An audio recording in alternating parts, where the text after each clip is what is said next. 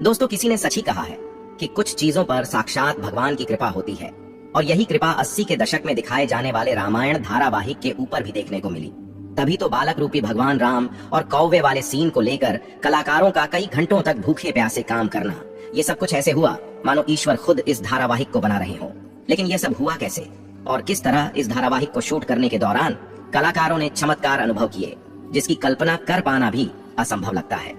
रामानंद सागर जी के रामायण धारावाहिक में ऐसी बहुत सी घटनाएं घटी हैं जिनके बारे में जानकर आपके भी होश उड़ जाएंगे। रामानंद सागर जी का रामायण 1997 में पहला एपिसोड दूरदर्शन पर देश के सबसे पहले धार्मिक सीरियल रामायण का प्रसारण हुआ था। रामानंद सागर जी ने सीरियल को बनाने में पानी की तरह पैसा बहा दिए। दोस्तों, बहुत ही कम लोग ये बात जब जानते हैं कि सुपर डुपर हिट होने वाले रामायण धारावाहिक को सूचना और प्रसारण मंत्रालय से कई बार रिजेक्शन का सामना भी करना पड़ा, जिसके चक्कर में रामानंद सागर ने कितनी ही बार सरकारी दफ्तरों के चक्कर भी लगाई। 2 साल के बाद रामायण को हरी झंडी मिल गई और तब जाकर इसे दूरदर्शन पर प्रसारित करने का मौका मिला। उस समय फिल्में जितने बजट में बनकर तैयार होती थीं, उससे ज्यादा पैसों में दोस्तों रामायण का एक एपिसोड तैयार किया जाता था।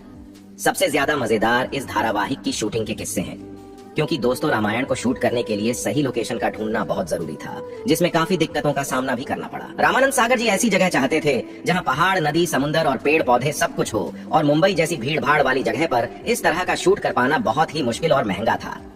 ऊपर से रामायण में कई सारे किरदारों की जरूरत थी। इस वजह से शूटिंग की लोकेशन को लेकर रामानंद सागर ने भारत के कई सारे शहरों के चक्कर लगाए और फिर हरिभाई नाम के एक व्यक्ति ने उन्हें गुजरात में मौजूद एक बेहतरीन जगह का नाम बताया। और दोस्तों, यह जगह थी उमरगांव, जहां रामानंद सागर गए और उन्हें यह जगह भा गई, जिसके बाद सारी शूटिंग यहीं पर शुरू की गई। धारावाहिक के निर्माता निर्देशक रामानंद सागर के बेटे प्रेम सागर जी ने अपने एक इंटरव्यू में यह बात बताई कि सीरियल के निर्माण के पीछे दिव्य शक्तियों और साधुओं का मार्गदर्शन भी था, जिसके साक्षी वह स्वयं थे। वहीं बाल स्वरूप भगवान राम और काकभुशुंडी वाले सीन से जुड़ा एक किस्सा उन्होंने साझा किया। वह बताते हैं कि काकभुशुंडी बालक राम की परीक्षा लेने के लिए आते हैं, जिसके बारे में आपको भी पता होगा। लेकिन दोस्तों, कौवा वाले सीन को फिल्माना बहुत कठिन था। एक तरह से छोटा बालक, दूसरी तरफ एक कौवा, आखिर कैसे शूटिंग हो? सबसे पहले तो बड़ी मुश्किल से कौवा को पकड़ा गया और उसे सीन पर लाया गया। लाइट और कैमरा ऑन हुआ और तब रामानंद सागर के पास गए और हाथ जोड़कर उसे प्रणाम किया और बोले कि हे काकभुशुंडी जी, मैं संकट में हूँ, कृपया मेरी सहायता करें। इसके बाद जो हुआ उसे देखकर दोस्तों हर कोई हैरान था। एक कलाकार जिस तरह काम करता है, ठीक उसी तरह भी काम कर रहा था। प्रेम सागर बताते हैं कि जब पापा जी कहते थे कि बच्चे को देखो तो को उसकी तरफ देखने लगता था। जब रामानंद सागर जी रोटी लाने को कहते थे तो वह रोटी लेने लगता था। वह बच्चे के साथ खेल रहा था मानो कोई पालतू कौवा हो। यह सब देखकर कोई भी यही कहेगा मानो काकभुशुंडी जी स्वयं ही शूटिंग कर रहे हो। लेकिन जैसे ही कैमरा और लाइट ऑफ हुई, वह कौवा उड़कर न जाने कहां गायब हो गया। रामायण में माता सीता का किरदार निभाने वाली दीपिका चिखलिया के अनुसार रामानंद सागर हर एक सीन को बिल्कुल परफेक्ट तरीके से करना चाहते थे। उन्हें किसी भी प्रकार की कमी नहीं चाहिए थी।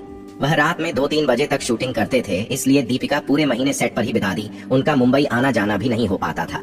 और आपको बता दें, जब रामायण की शूटिंग हुई तो उस टाइम दीपिका की उम्र सिर्फ 15 साल थे और जब उन्हें यह रोल ऑफर हुआ तो उन्हें इस बात का बिल्कुल भी अंदाजा नहीं था कि ये सीरियल इतिहास रचने वाला है। दीपिका ने अपने एक इंटरव्यू में यह बात बताई कि सीता का किरदार करने के बाद उन्होंने कभी भी छोटी ड्रेस पहनी ही नहीं।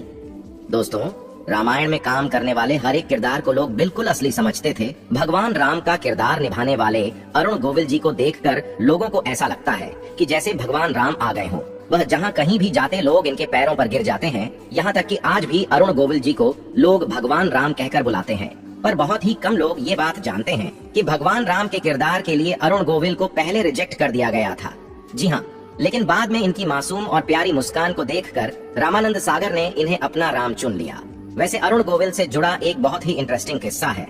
वह यह है कि जब भरत के द्वारा भगवान राम को यह सूचना मिलती है कि राजा दशरथ नहीं रहे, तो उस समय कैसा एक्सप्रेशन देना चाहिए, ये तय कर पाना अरुण साहब के लिए बहुत मुश्किल था, क्योंकि वह एक भगवान का किरदार अदा कर रहे थे और भगवान रोक नहीं सकते और चेहरे पर उदासी का भाव लाने नहीं देना था, क्योंकि भगवान राम को पहचाना ही उनकी सादगी और हर परिस्थिति में स्थिर रहने के कारण जाना जाता था। इसलिए ये सीन अरुण जी के लिए बहुत ही चैलेंजिंग था। लेकिन बाद में उन्हें सीन के लिए खूब तारीफें भी मिली, यहाँ तक कि भगवान राम की आंखों में आंसू देखकर जनता के भी आंसू छलक पड़े। लोग ये महसूस कर पा रहे थे कि पिता के जाने का गम भगवान राम को कितना हुआ है। भगवान राम के परम भक्त हनुमान जी का किरदार निभाने वाले दारा सिंह जी को भला कौन भूल सकता है। उन्होंने पर्दे पर इस किरदार को दोस्तों एकदम जीवंत बना दिया। लेकिन बहुत ही कम लोग ये बात जानते हैं कि जब रामानंद सागर ने उन्हें यह रोल ऑफर किया तो उन्होंने इसे करने से साफ मना कर दिया था, क्योंकि उस समय दारा सिंह 60 साल के हो गए थे। इसलिए अपनी उम्र का हवाला देकर उन्होंने काम करने से इनकार कर दिया। पर जब रामानंद सागर जी ने काम करने के लिए जिद किया, तब जाकर उन्होंने हनुमान जी का किरदार निभाने के लिए हाँ कह दिया, क्योंकि रामानंद सागर जानते थे कि अगर इस आइकॉनिक किरदार को कोई बलशाली इंसान कर सकता है तो सिर्फ दारा सिंह ही है। और इस किरदार को निभाने के लिए दारा सिंह ने अपनी श्रद्धा से चिकन मटन जैसी सभी चीजों को त्यागने की शपथ ली थी। दारा सिंह हनुमान जी के बहुत बड़े भक्त थे, इसलिए उन्होंने यह कहा था कि जब तक वह शूटिंग पूरी नहीं कर लेते तब तक वह चिकन मटन को हाथ भी नहीं लगाएंगे। और दोस्तों, नटखट लेकिन तेज लक्ष्मण का किरदार निभाने वाले सुनील लहरी जी को भी लोगों ने खूब पसंद किया। अपनी शूटिंग के दिनों को याद करते हुए वह कहते हैं कि जब रामायण की शूटिंग शुरू होती थी तो कई सारे कलाकार पानी पीना तक छोड़ देते थे और वह 5-6 घंटे तक पानी नहीं पीते थे, क्योंकि रामायण की शूटिंग के समय आज की जितनी सुविधाएं नहीं थीं, सेट पर वॉशरूम की काफी दिक्कतें थीं, जिसकी वजह से लोग पानी तक नहीं पीते थे, क्योंकि अगर पानी पिएंगे तो टॉयलेट जाना पड़ेगा। और गांव में ऐसी कोई भी सुविधा नहीं थी, इसलिए लोग पूरे फोकस के साथ सिर्फ और सिर्फ शूटिंग पर ध्यान देते थे। कई दिनों तक लोग अपने घरों पर बात भी नहीं कर पाते थे। इसके बारे में बताते हुए सुनील लहरी कहते हैं कि उन दिनों हम शहर से बाहर शूटिंग कर रहे थे, जहां पर किसी भी प्रकार के फोन का इंतजाम नहीं था। वहीं से कुछ दूरी पर टेलीफोन की सुविधा थी, जहां पर लोग जाकर अपने घर वालों से बात करने के लिए घंटों तक लाइन लगाकर खड़े रह दिए थे। वैसे तो रामायण की शूटिंग के दिनों की तो कई किस्से चर्चित हैं, लेकिन उनमें से एक किस्सा सुग्रीव के रोल को लेकर है। असल में रामायण में सारी कास्टिंग हो चुकी थी, लेकिन रामानंद सागर सुग्रीव के किरदार को लेकर काफी चिंतित थे। उन्हें इस रोल के लिए कोई बेहतरीन कलाकार मिल ही नहीं रहा था, और इस परेशानी में वह एक दिन भगवान राम का नाम लेकर सोए और फिर सुबह बहुत ही गजब का चमत्कार हुआ। अगले ही दिन इंदौर से एक अच्छी पर्सनालिटी का पहलवान आया, जिसे तुरंत ही सुग्रीव के रोल के लिए सिलेक्ट कर लिया गया।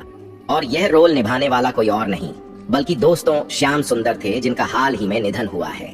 और इस तरह के कई सारे किस्से रामायण की शूटिंग के दौरान हुए, जिन्होंने इस धारावाहिक में हमेशा हमेशा के लिए अमर करके सबके दिलों में बसा दिया।